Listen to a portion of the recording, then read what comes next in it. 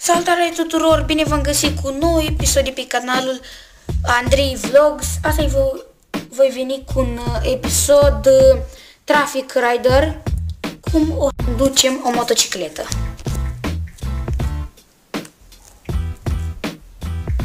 Prima misiune.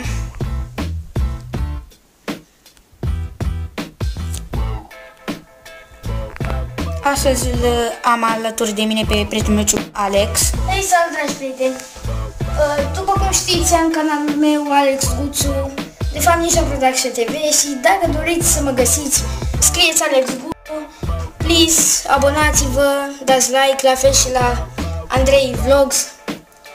Și eu o să mă joc acum Slider.io și fac un episod alături de Răzvan.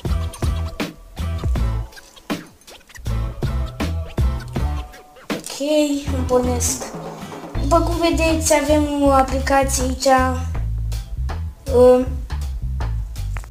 Mobizen for Samsung, merge numai pe Samsung, dar sunt și altele.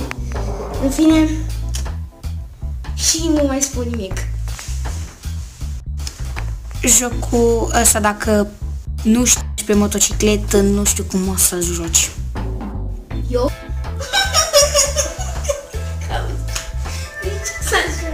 Cu toții, nu chiar numai tu. Da, ok. M-am dat și un spectacol. Prima misiune aproape este gata. N-am mai jucat de mult acest joc. Dar cum se cheamă? Traffic Rider. Oh, joc și Am văzut la niște colegi că se jucau, ziceau că este cel mai tare joc. Și care e o grafică destul de super. da, nu se blochează ca alte jocuri. Merge și fără internet. Da. Am terminat misiunea întâi și cam atât pentru astăzi. Vă rog frumos să dați like, share și subscribe și să vă abonați pe canalul meu.